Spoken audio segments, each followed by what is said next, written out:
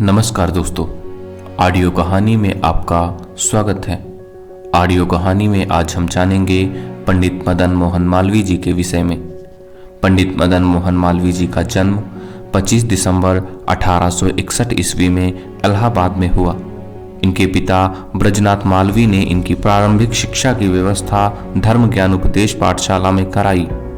इसके बाद इन्हें विद्याधर्म वर्धिनी में प्रवेश दिलाया गया। मदन मोहन अत्यंत मेधावी छात्र थे, अतः इन्हें शिक्षकों का भरपूर स्नेह मिला। इसी विद्यालय के शिक्षक देवकी नंदन जी की मालवीय जी के व्यक्तित्व को निखारने में प्रमुख भूमिका रही। इन्हीं की प्रेरणा से वे एक कुशल वक्ता बने। मालवीय जी के घर की आर्थिक दशा अच्छी नहीं थी। इनके पिता बड़ी कठिनाई से इन्हें स्नातक तक शिक्षा दिला पाए। घर की दशा को देखते हुए मालवीय जी ने सरकारी हाई स्कूल में शिक्षक के पद पर कार्य करना आरंभ कर दिया। अपनी अद्भुत वक्तव्यता एवं शिक्षण शैली के कारण वे अच्छे एवं लोकप्रिय शिक्षक के रूप में विख्यात हो गए। मालवीय जी ने भारतीय समाज की गरीबी को समीप से देखा था। आरंभ से ही उनके मन में समाज सेवा की भावना भरी हुई थी। वे लोगों की सहायता विभिन्न प्रकार से करते थे।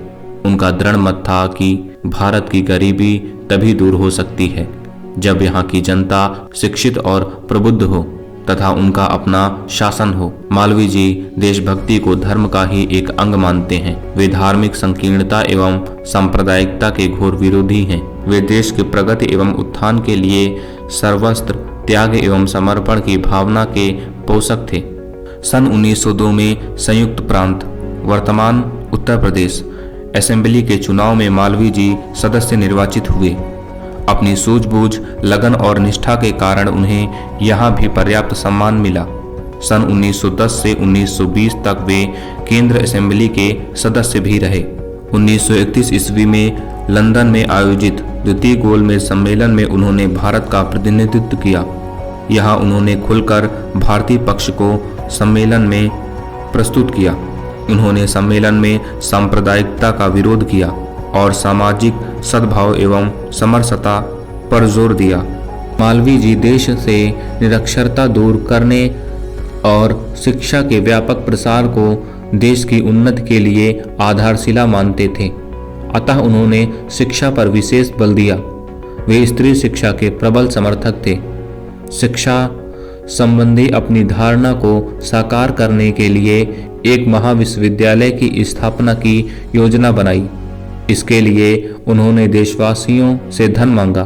अपनी सामर्थ्य के अनुसार लोगों ने इस पुण्य कार्य में सहयोग किया। तत्कालीन काशी नरेश ने विश्वविद्यालय के लिए पर्याप्त धन तथा भूमि दी। अपनी ईमानदारी, लगन और परिश्रम के कारण उन्हें इस कार्य में सफलता मिली। सन 1916 में काशी हिंदू विश्वविद्यालय, बनारस हिंदू यूनिवर्सिटी की स्थापना की गई। ये विश्वविद्यालय आज भी भारत के विश्वविद्यालयों में प्रमुख है। जितने विषयों के अध्ययन की यहाँ व्यवस्था है उतनी एक साथ शायद ही कहीं हो। वे राष्ट्रभाषा हिंदी के प्रबल समर्थक थे।